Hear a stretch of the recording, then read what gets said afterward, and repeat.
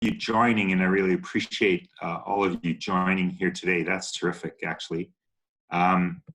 So welcome to the last week of the semester. We're making this through. I want to begin by chatting about, by just saying thank you so much to all of you for your patience as we went through this time since the spring break. It's been a very challenging for everybody. We really do appreciate your sticking with it, and all that you've done to just be flexible and manage this.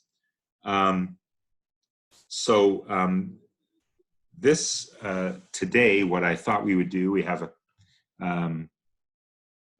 time booked today and on Wednesday, and I thought I would use that time to do a couple things. I want to talk about chapter 14 and the policy analysis approach, and use that as helping you prepare for your take-home final exam.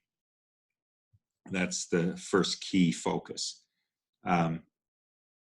Then secondly, I want to talk a little bit about, probably on Wednesday, unless we have time to get to it today, just give you a little bit of background on our college. Some of you are progressing towards your senior year, and are thinking about what you're doing long term. I want to show you some of the things that our college has with respect to our graduate programs. And then finally, I want to have some time, perhaps both days, in case there are students today who won't make it on Wednesday, to get feedback from you about two aspects. What did you like about the course? What did we do right? What could we improve? And also just anything specific to the management of things relative to the COVID pandemic and what it brought on to us in terms of getting through this course in your studies. That's assuming you want to do that. You can do that in the chat. We can do that. If you raise your hand, we can talk directly with you. So if you type in the chat, raise your hand, we can do that, or you can send comments privately. But to the extent that you are happy to talk openly and freely about it, I'm really happy to hear that as well, and would love to do that. And this doesn't replace the standard evaluations you do, but so those are for over the next 2 days that we have a live sessions with all of you. So with that, I'm going to share my screen here, and we will start talking about the art and process of doing a policy analysis, which is going to be, which is your assignment, which will be the assignment for the take-home final exam. There will be some, question that you will have that relates to a policy analysis. So chapter 14 in your book, and you can use your book, by the way, this is an open book take-home, so I would have that book available, of course, but you can use it as you're going through. But in relation to my comments today, go into that chapter and read in a little bit detail. This chapter provides a step-by-step guide to writing a policy analysis, and that's important as a skill. And you will see that I think that this chapter, you can think forward as to type of career roles that might exist for people who, for example, got an MPH in health administration and policy, and who whose role it might be to write these type of policy analyses for different constituents or segments within an organization. So here's the definition. The approach we're using is that of a client advice approach. And the policy analysis provides advice to a client relating to a public policy decision. It includes a recommended course of action or inaction. And the important point here was that it's framed by the client's powers and values. Powers simply means that it's within the ability of the client to accomplishment. Values are more significant in that it talks about all aspects of a person's political and other value, and their context.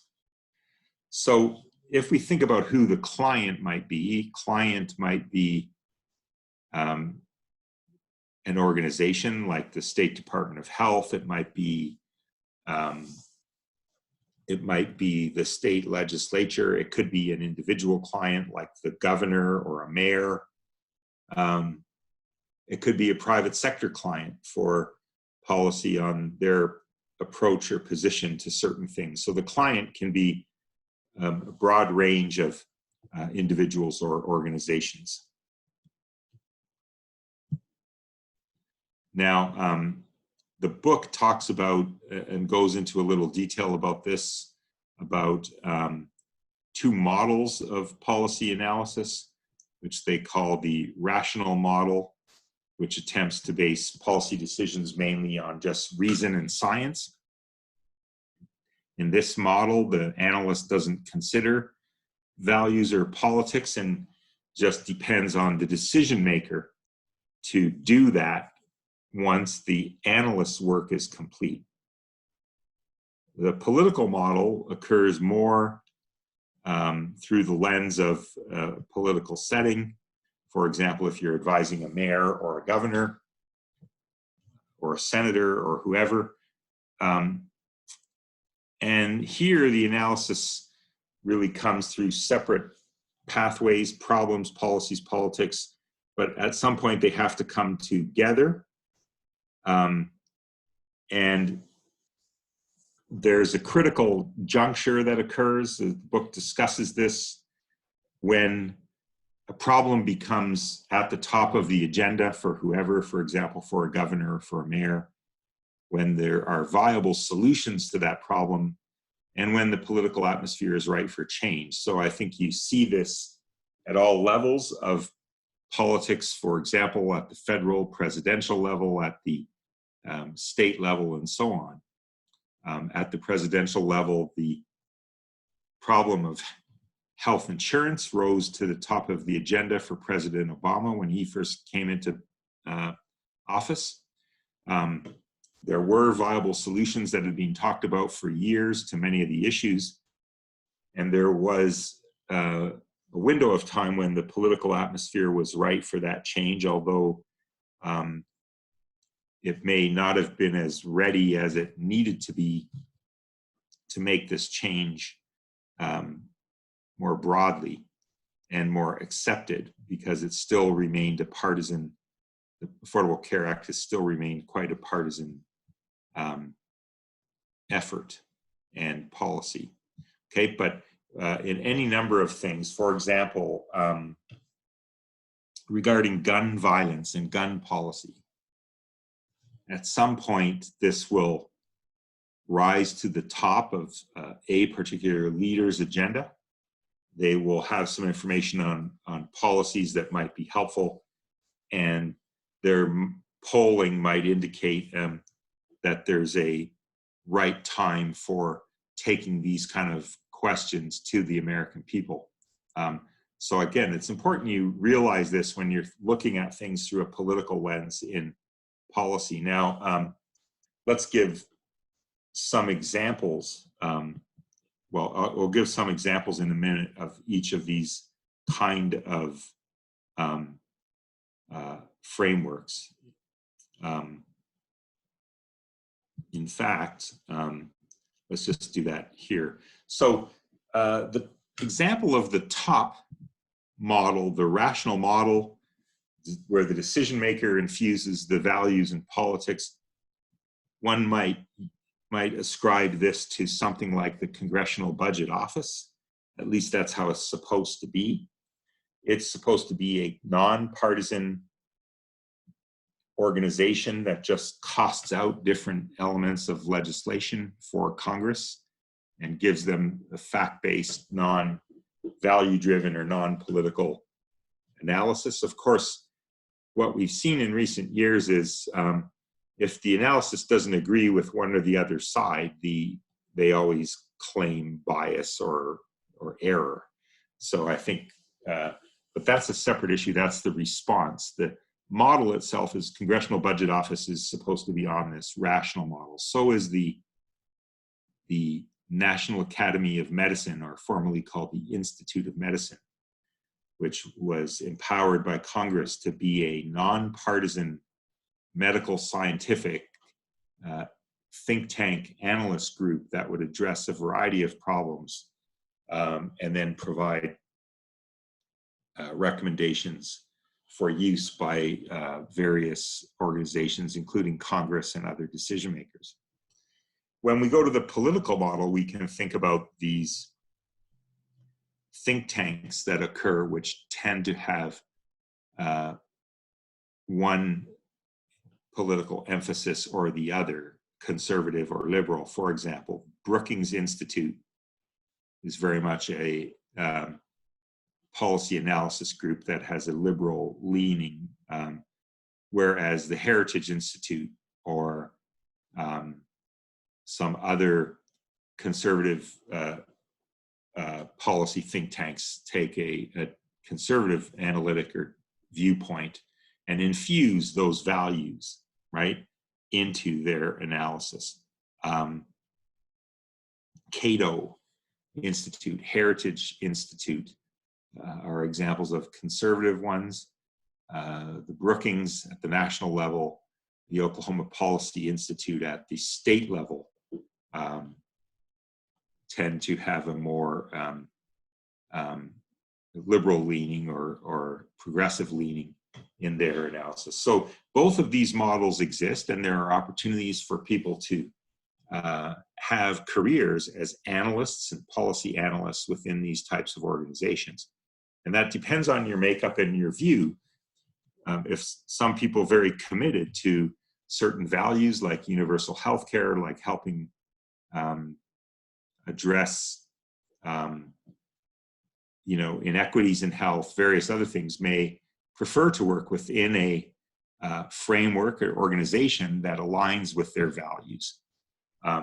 Others may want to just stick to policy science and not get into the politics, and they might prefer an organization, like I mentioned, that functions mostly on the rational approach. So these are examples of modern day policy and how this works with respect to health and public health. In public health, the organization called the Trust for America's Health was a public health analysis think tank group, but I would say it's more toward the political model than it is just the rational model. Okay. If there's questions, please don't hesitate to submit, some comment or question in the chat. Let's talk about the definition that the text uses does consider values. So it's functioning more on the latter political model. It says, right, advice to a client that's framed by the client's powers and values. So it will be more along the lines of the types of organizations that I've mentioned, like Brookings, Oklahoma Policy Institute, Heritage Foundation, Cato Institute, so on, just to make that clear. Okay, doesn't mean one's right or wrong or the other, although it's increasingly more difficult these days to keep viewpoints in politics out of some of these efforts. For example, it would be extremely challenging to pursue policy on women's health independent of your value position regarding, for example, abortion and contraception. It's just because it's such a big piece of the overall policy and legislation and political discussion that it's very, very challenging. And so most people will be working on one side or the other of that discussion regarding women's reproductive health, for example. Now, a policy analysis doesn't mean some, official White House-looking document. It can range in its sophistication and detail and length. It could be simply a memorandum. So supposedly the memorandum that was developed by, as you may be watching the news, Mr. Navarro, the trade representative in the White House that was advising the president on the impact of a potential pandemic. That's a policy analysis that he did there. And clearly also he is there because he shares the values of the president and the Republican Party and with respect to his purview of trade and so forth. It may consist of an oral briefing, which may or may not include slides or documents. There could be a report or white paper, a detailed white paper. And all of these things can have varying degrees of formality. Obviously, I think briefings for the president or other major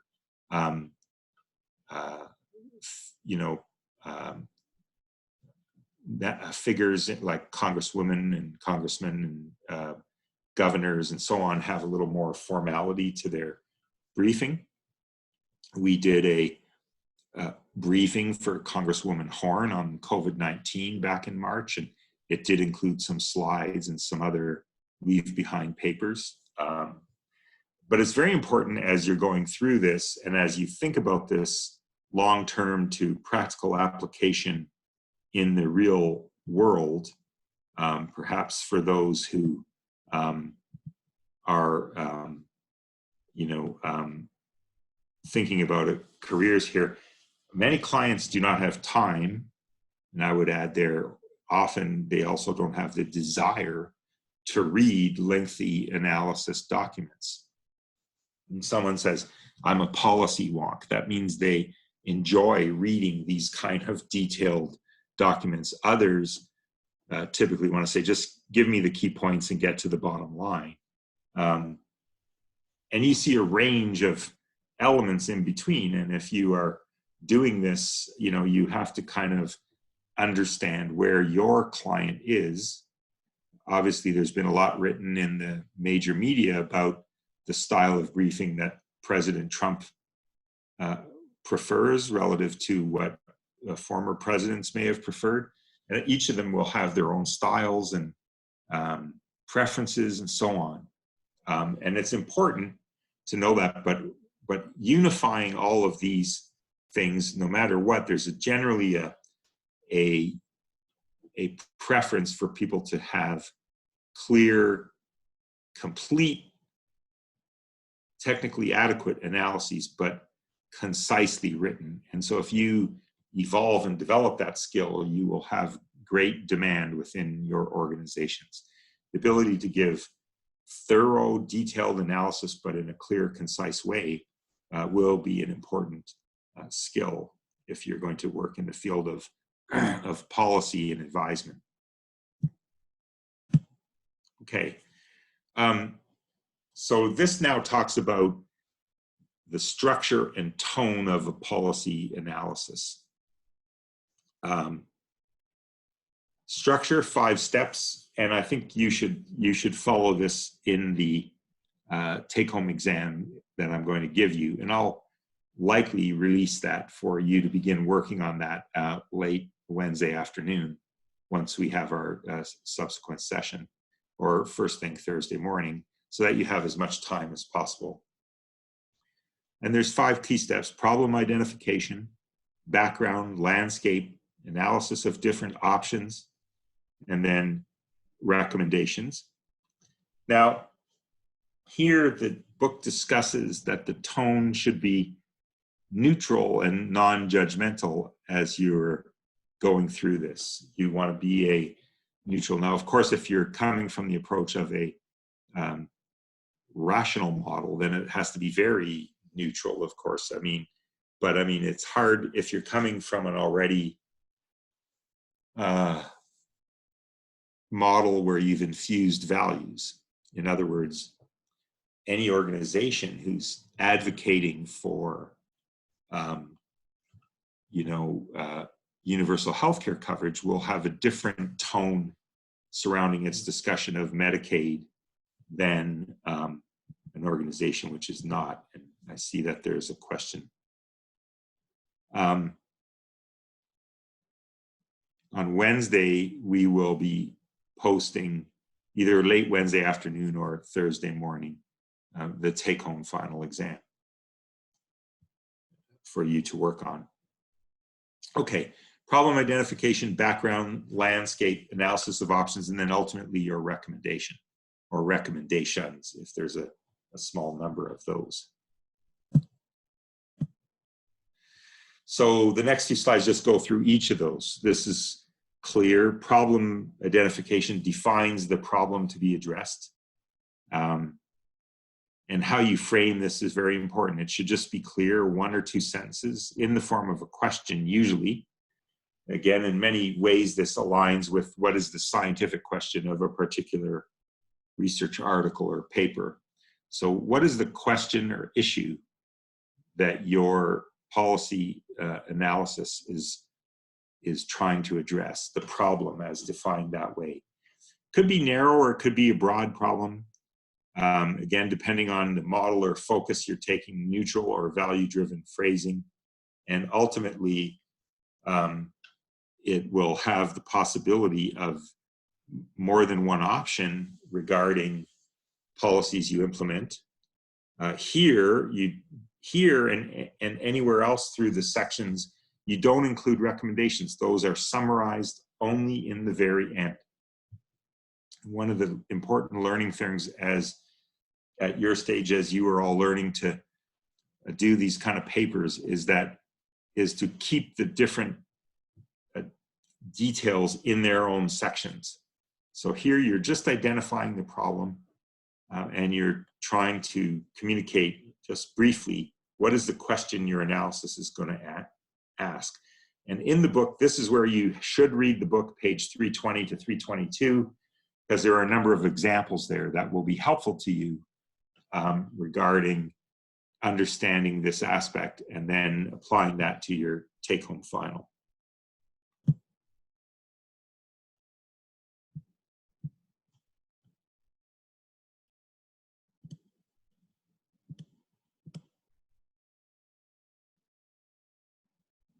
Yes, thank you, Valana. Appreciate you clarifying that. Background informs the reader why a problem has been chosen. And it gives much of the facts and the information to understand the nature of the problem. So why might we choose to analyze the issue of Medicaid expansion? Well, because there's a high uninsured rate in Oklahoma, and you go into then more detail and dig into that, and because Oklahoma did not expand Medicaid under the Affordable Care Act.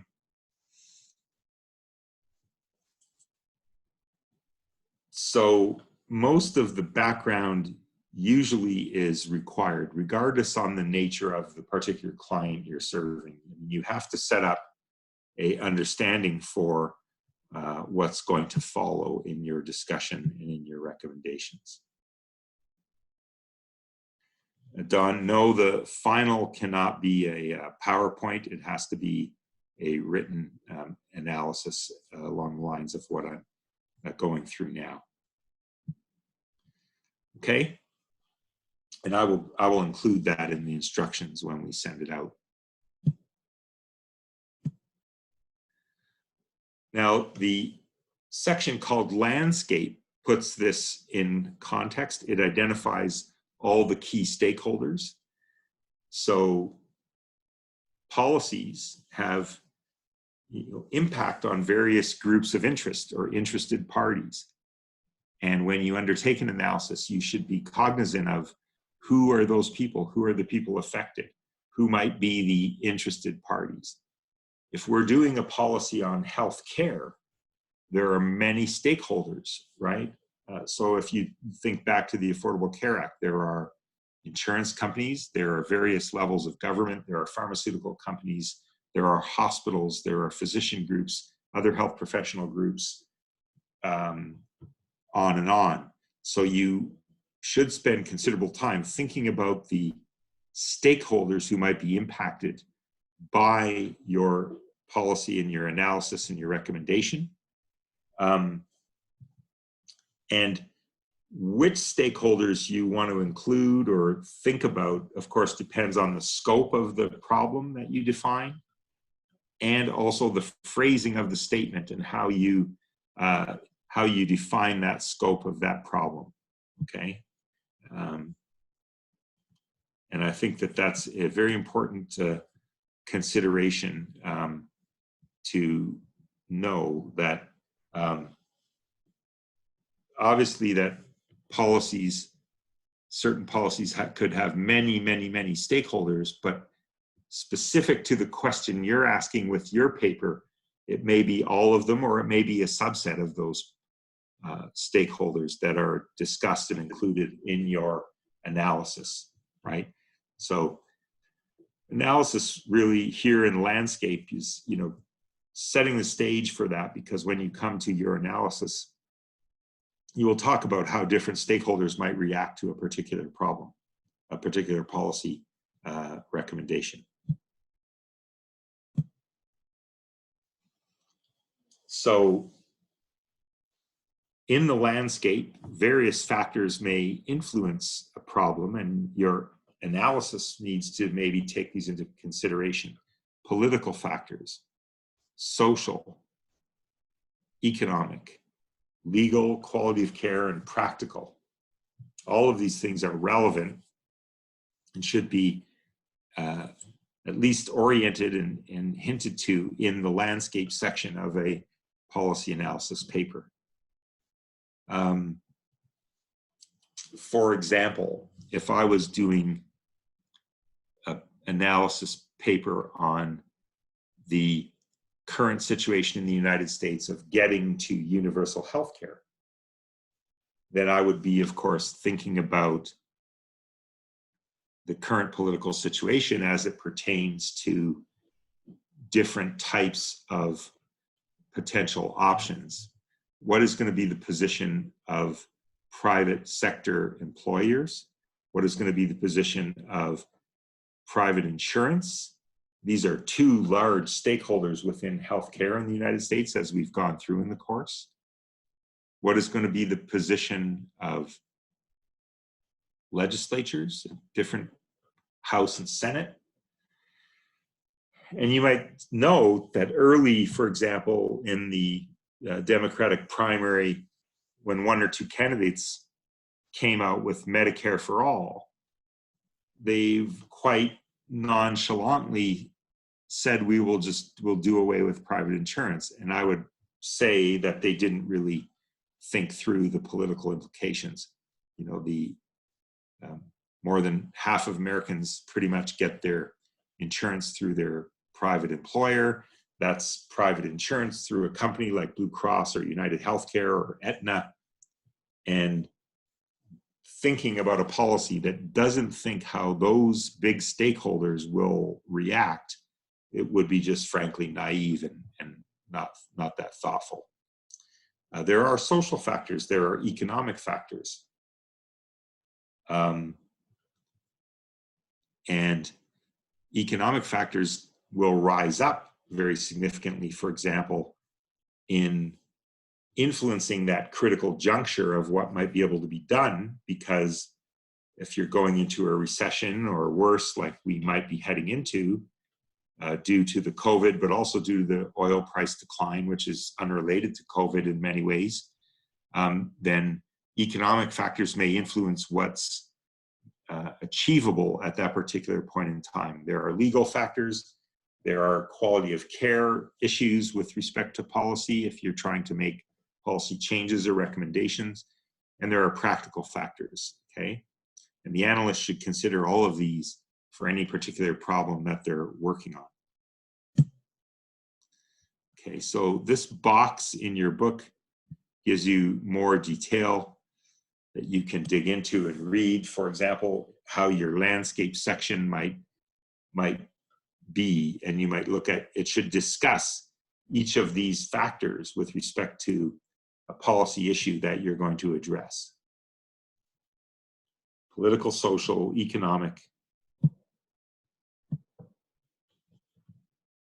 and others.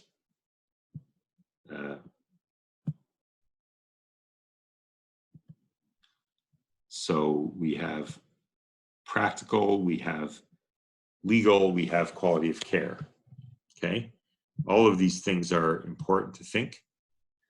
Now, in organizing your landscape section, you could organize it by the stakeholder of interest.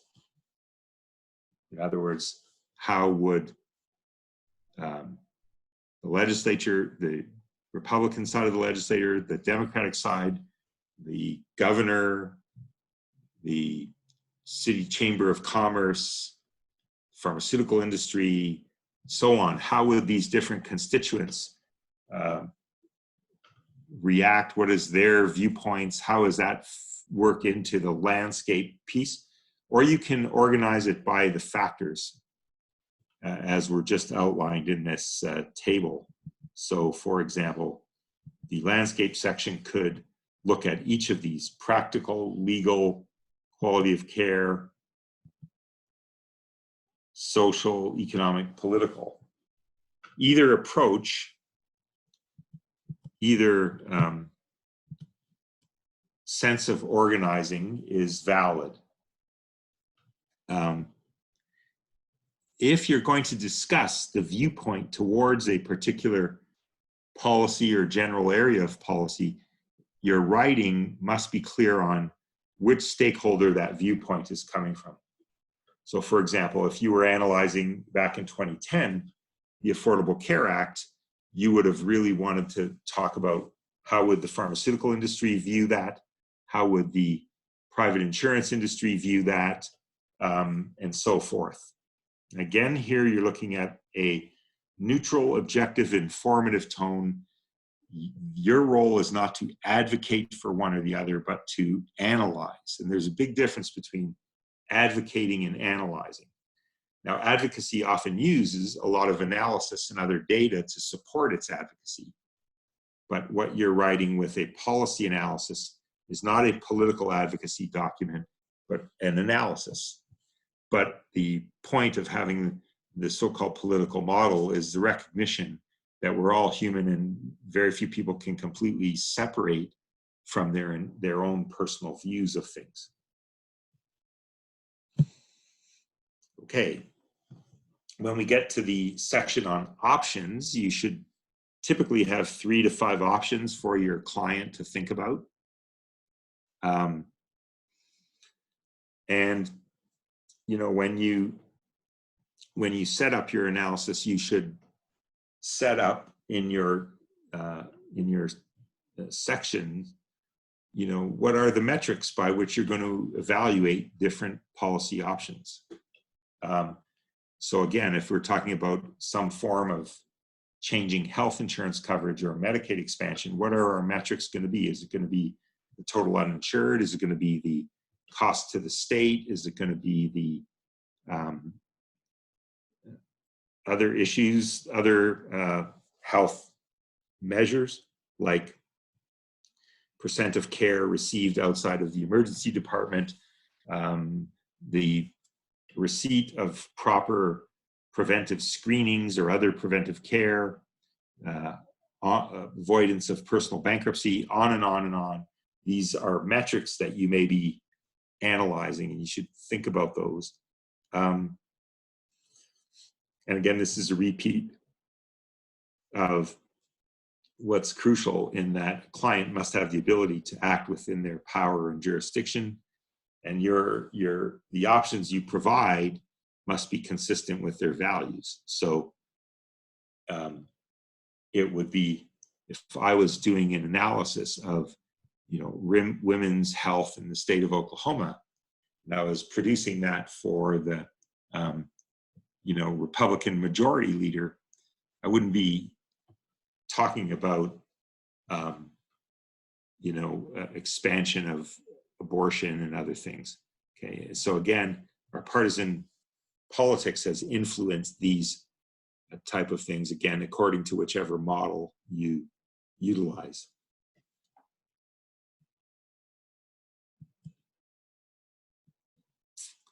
When you have options, so if we talk about addressing the uninsured in Oklahoma, we might think about 3 options. Expand Medicaid using the traditional formula under the Affordable Care Act. Number 2, implement Sooner Care 2.0 as proposed by Governor Stitt. Or number 3, develop some partnership with the private insurance industry to provide insurance plans that are subsidized by the state government, for example. That's what Arkansas did. Okay, and then you analyze them. You look at the pros and cons of each, you show those options. A side-by-side table is very useful in presenting and in communicating different pros and cons of options, and I think that the book has some good examples of that, and I think I have them as slides coming up. But I think that you should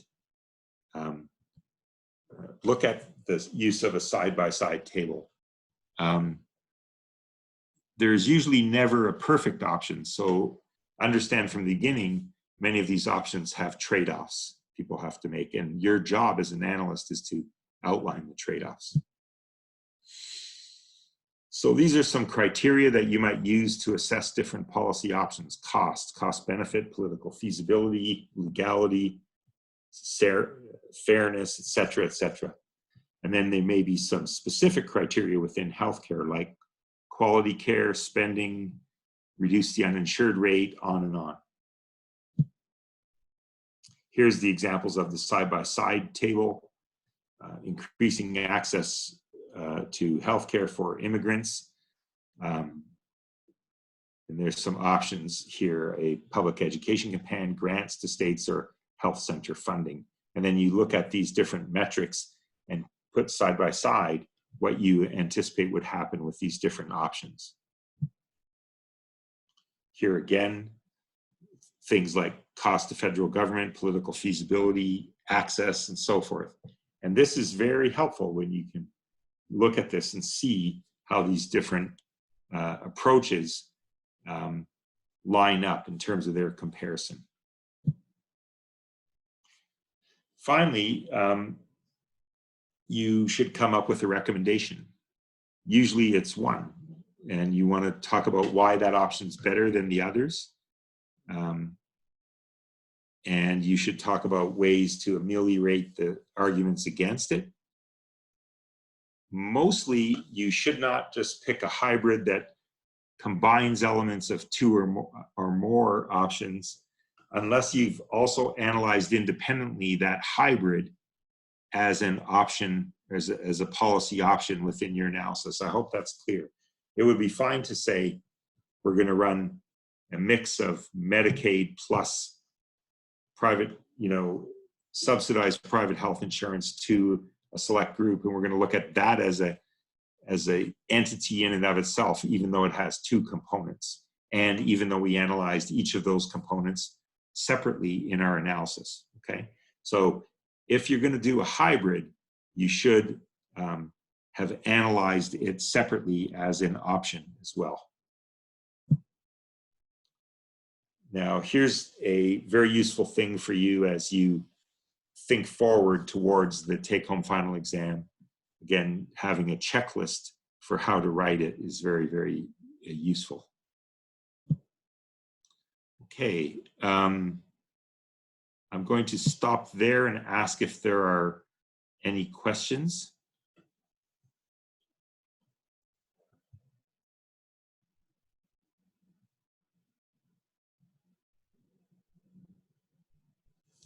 Either through the chat, please, or if you raise your hand and we can unmute you, and then we can talk about it.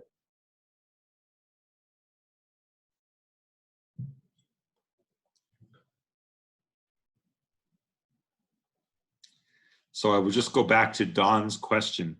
Yeah, I'm really here asking you for the paper. I suppose if you wanted to append a policy, a PowerPoint to it, that's fine, but the PowerPoint wouldn't be required. I really want your analysis paper. Yeah, thanks, Corbin. No, I'll be giving you a policy question to address using this framework.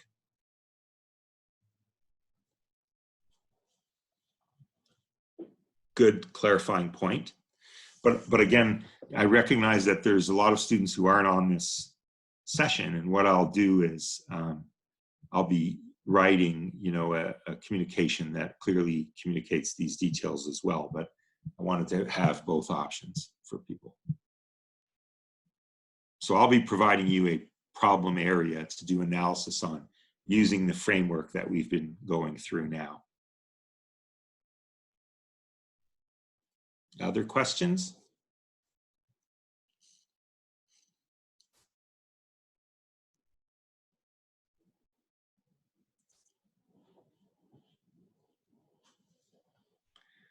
Thanks, Don. That's an important issue, but maybe we'll have to wait for another paper, another course opportunity or something for you to address that. I don't think I'll be choosing that one for the analysis that I give you.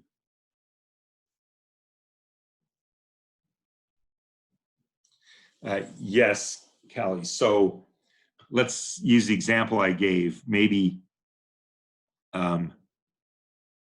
if I said, I want you to look at the policy options for reducing the rate of uninsured in Oklahoma, you might say, well, expand Medicaid according to the rules of the Affordable Care Act. You might say, include Governor Stitt's approach, Sooner Care 2.0. You might include something like Arkansas did, which was to ask insurance companies to come up with their plans, and then to say that, and a price, and then you will say that the state government would provide assistance to people of a certain income to purchase those plans. That's a subsidized private insurance. And then a combination or a hybrid might be for individuals with a certain income to a certain level of federal poverty, we would expand Medicaid. And for incomes that are above that threshold, but up to another certain level, we would subsidize private insurance. That's in essence what the Affordable Care Act kind of did. But the point is, if you have 2 or 3 or 4 options that you've analyzed, your final recommendation shouldn't include a hybrid unless you've analyzed separately the hybrid option, okay?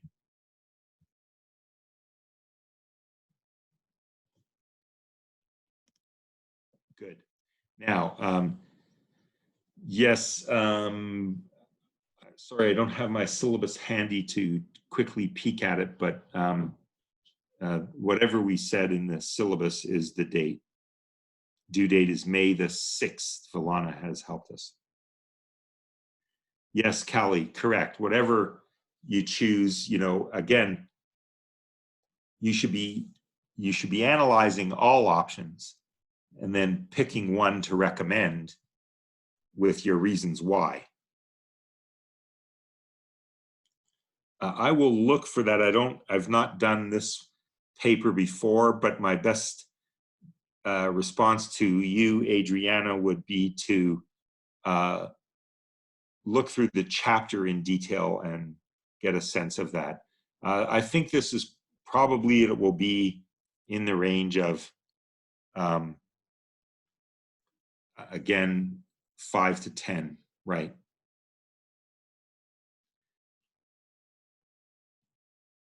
But again, I'm not too much of a stickler on the length of the paper. If you're a little bit long or short, I'm more interested in the quality of the content. I mean, if you came in with 1 page, I'd wonder how you could possibly do it. But you know, if you're 11, I'm not going to take marks off. I think if you were 35 pages, I'd probably have some questions for you. But because remember, again, part of the concept is to develop the skill of being clear and concise in a reasonable document that someone like a governor or a senator or a university president would have the ability to read in time pressures they face. Having said that, some of those individuals were really known for President Obama was known for his depth of reading of these kind of documents. Others are not so, others need more condensed information. And there's a lot of information in our current society, so.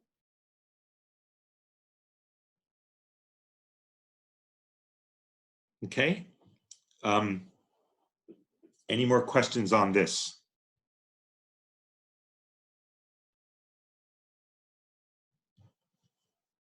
All right, very good. Let me take a few moments to maybe do one other thing when we have just a couple minutes here with all of you. I did want to share a little bit with you about our college, because as we're coming to the end of the semester and you're all thinking about next phases of your career and where things are going, I thought perhaps I could just share with you quickly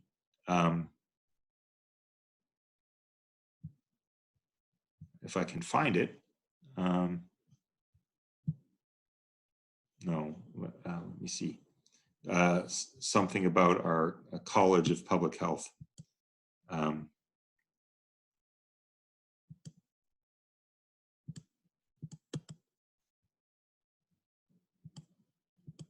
Okay.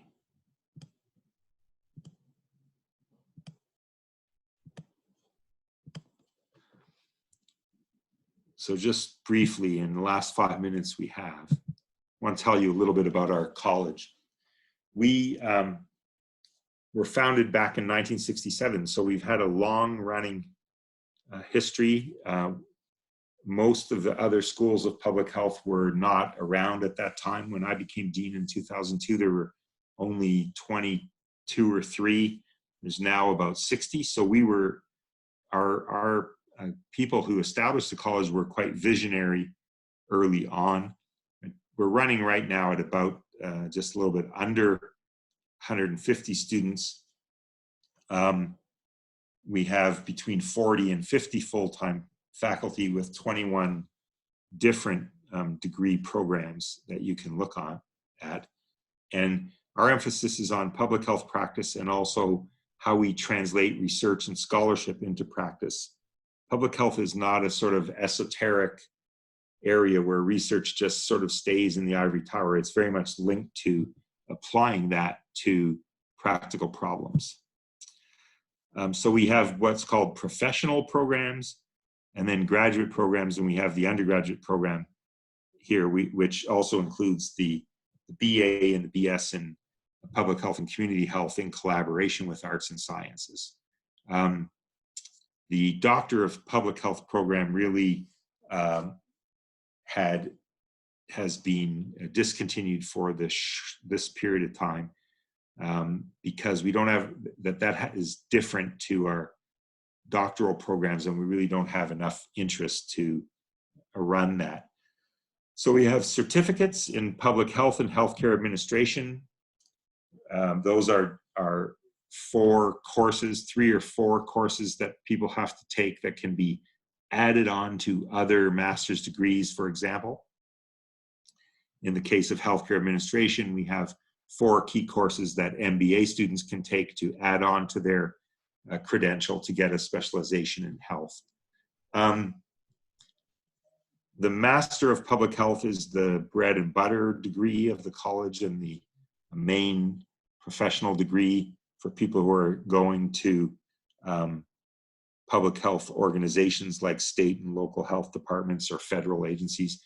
Master of Health Administration is a very extensive master's degree, which is mainly to train and produce high-level administrators for hospital administration or other senior administration of health organizations, but mostly hospitals. And about 70% of our graduates from that program have gone into director or vice president levels or higher.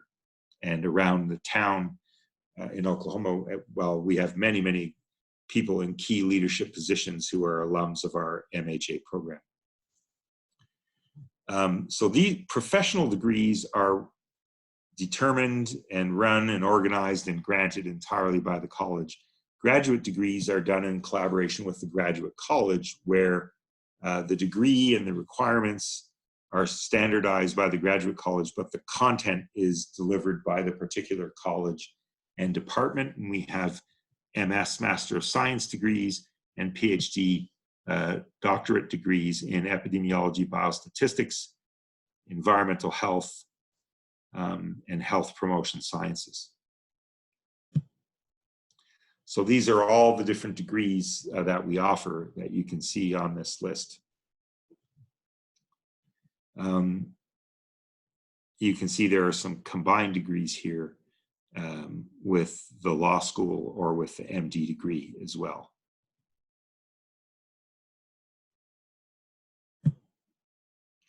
All of our degree programs are developed on what's called a competency-based education. So they have key skills that are defined right at the outset that we have to be sure that all the graduates achieved. And this is based on what our accrediting organization says we should do, Council on Organization for Education and Public Health. And we gear all of our education training to making sure that our students can do those skills.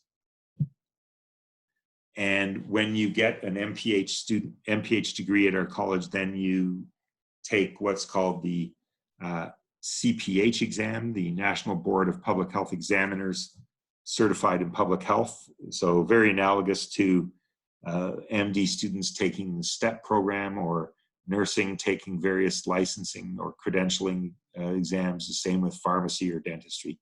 So we have this as well. And you have to have a number of hours and other things to be eligible to sit for this. But we have a very high pass rate of this, and we get our students to take this. And this is a great credential if you have an MPH to then also have this on your resume, and employers are beginning to look for this very significantly. So those were just a few little details about our college. And I see there's a number of questions. So Chris, yes, you could easily do the certificate in public health while in medical school. It's only 4 courses. And, you know, I would not recommend anyone to take that on in their first year of medicine. I think in your first year, maybe in your second semester, but really your first year is to get used to it. But I think in your second year, and then there is time in the second year. Third year is quite busy, and then in fourth year is more free time. I think it would be quite feasible also using the summer between first and second year to get through those 4 courses. And a lot of our courses are intentionally put in evenings or in online format or hybrid format, so that MD students can take them. But I think knowing you and personally, and you've been in several of my classes, I think you could do this quite easily.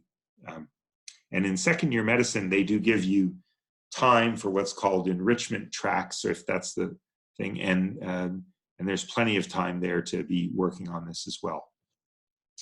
Now, the biggest difference between Tulsa and the Oklahoma City is that there's less options of what's being taught on site.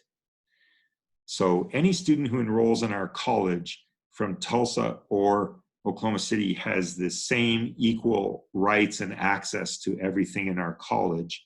It's just that the courses that would be physically taught on the Tulsa campus are more limited because we don't have the same number of faculty there.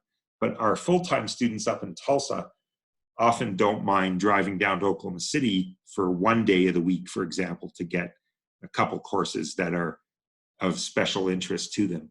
But the degree program that is offered at the Tulsa campus is the interdisciplinary MPH, which is a broader summary of things. If you are having the bachelor's degree in public health or in community health, public health, community health, any of the three degrees, the BPH, the BA, the BS, I would encourage you to take a specialized MPH, again, to give you more depth, a specialized MPH like EPI or health promotion or health administration and policy. We follow the rules of financial aid for the university, but we also have a number of scholarships.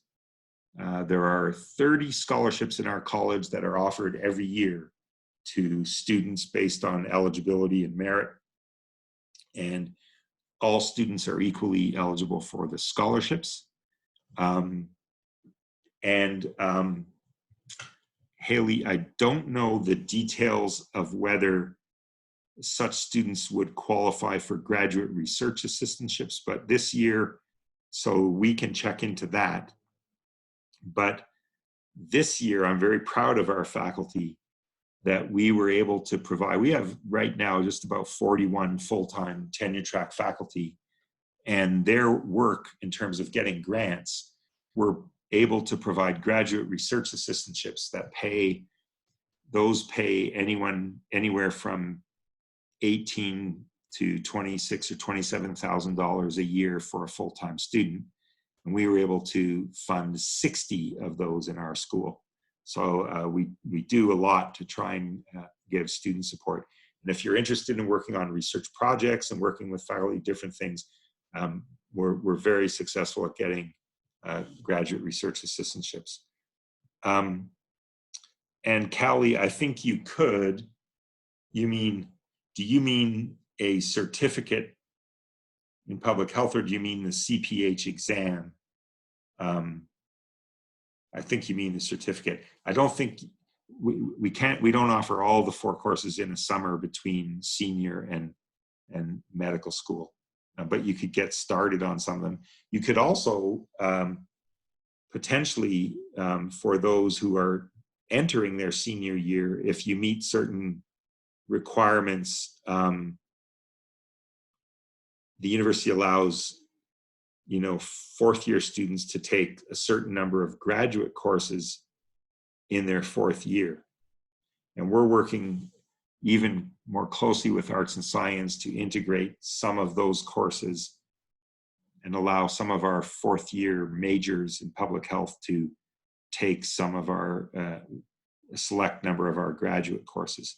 And that's a way to get at that as well. Yes, so yes, you could take some of them, yes. Some, if not all of them. I think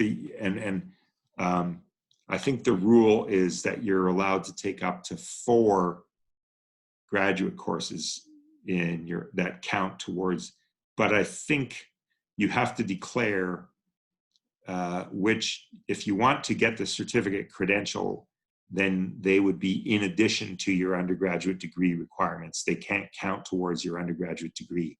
But if you've met all the requirements for your undergraduate degree, then you could possibly do some of those in your fourth year. And again, we'll work with you to advise, specific situation about which courses you could do and what degrees they would apply to. For some of the seniors on this call, this isn't, of course, in time for you, but for others, we're working towards getting our accelerated master's degree up and running, where people who meet certain requirements within the 3-degree undergraduate options can select an accelerated master's where you get to credit some courses to both degrees. That's evolving, and I hope would be up and available for this coming fall.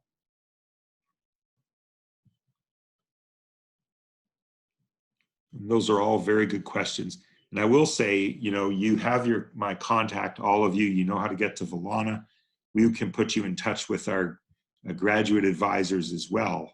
And we'll always be willing to, advise you on any questions you have regarding degree options and career pathways. This is a time for public health. Clearly, the COVID situation has focused attention on one aspect of public health, but of course, there are many, many other areas and the issues of policy and of health promotion and of working towards, the lower income, vulnerable populations, all the things that our faculty work on: food insecurity, health disparities, environmental health issues, epidemiology and biostatistics. I think I mentioned we have a new, our infectious disease epidemiologist, Dr. Wendelbo, was asked to step in to take on being the interim state epidemiologist to manage COVID. And we're having a second infectious disease epidemiologist joining us. Dr. Katrine Kuhn will be joining us in June. And she will be terrific. She's coming with great experience. She's coming from Denmark. We have a lot of different areas. There's cardiovascular disease, there's cancer studies going on, there's tobacco research and so forth.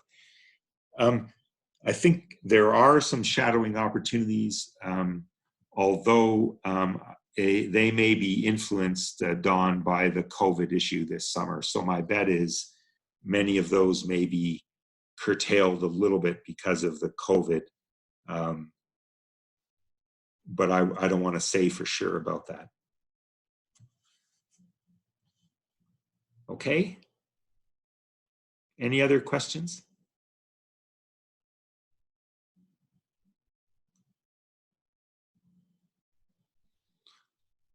Okay, well, I'll be back again on Wednesday. I would again encourage you, we will post the various slides that I just did here as well, Kelly. That's really good.